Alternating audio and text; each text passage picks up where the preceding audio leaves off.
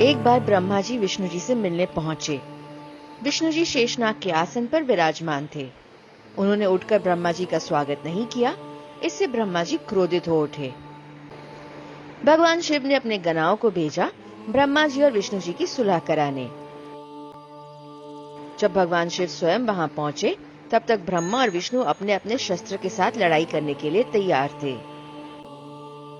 महेश्वर और पशुपत से ब्रह्मांड को काफी नुकसान हो सकता था और इसीलिए उनकी लड़ाई रोकने के उद्देश्य से भगवान शिव दोनों के बीच आग का स्तंभ बनकर खड़े हुए। ब्रह्मा और विष्णु अपने अपने शस्त्र चला चुके थे, पर वो शस्त्र आग के स्तंभ में नष्ट हो गए। ब्रह्मा और विष्णु इस विशाल आग के स्तंभ को देखकर अचंभित रह गए। देखते से ही लग रहा था कि स्तंभ का ना तो कोई ओर है और ना ही कोई छोर। विष्णु जी ने वराह का अवतार लिया और पाताल की तरफ चले स्तंभ का ओर ढूंढने, पर वो स्तंभ का उन्हें कोई अंत नहीं दिखा और वो वापस लौट आए। ब्रह्मा जी ने हंस का अवतार लिया और आकाश की दिशा में गए स्तंभ का दूसरा छोर ढूंढने। रास्ते में ब्रह्मा जी को केतकी का फूल दिखा, जो लगभग मुरझा चुका था, पर अब भी उसमें खुशबू बाकी थी। भगवान शिव इन दोनों के व्यर्थ प्रयास पर मुस्कुरा रहे थे। ब्रह्मा जी को स्तंभ का छोर तो नहीं मिला, पर उन्होंने केतकी को अपने संग कर लिया और दोनों ने भगवान के सामने आकर कहा कि उन्होंने छोर देखा है। विष्णु जी ने ब्रह्मा जी की श्रेष्ठता को स्वीकारा। भगवान शिव ब्रह्मा के इस झूठ से बेहद क्रोधित हुए।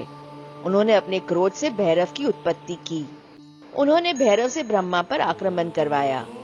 भैरव ने ब्रह्मा का 5वां सिर धड़ से काटकर अलग कर दिया।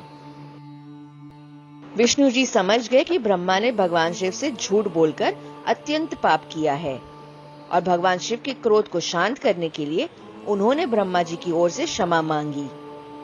भगवान शिव ने भैरव को ब्रह्मा जी का वध करने से तो रोक लिया और साथ ही साथ ब्रह्मा से कहा कि आपके इस झूठ की वजह से आपकी पूजा कभी नहीं होगी। ब्रह्मा जी ने भगवान से माफी मांगी और भगवान ने माफ कर दिया और उन्हें पीठासीन देवता का वरदान दिया और केतकी फूल को ये सजा दी कि उसे कभी भी किसी पूजा में नहीं चढ़ाया जाएगा। भगवान ने ब्रह्मा जी और विष्णु जी में श्रेष्ठ कौन है, इसका विवाद खत्म करते हुए कहा कि ये स्तंभ भी अब हमारी पहचान होगी और जो हमारी भक्ति करना चाहते हैं वो इसी की पूजा अर्चना करेंगे। ज्ञान स्वरूपम शिवोहम शिवोहम, निजानंद स्वरूपम शिवोहम शिवोहम, प्रकाश स्वरूपम शिवोहम शिवोहम।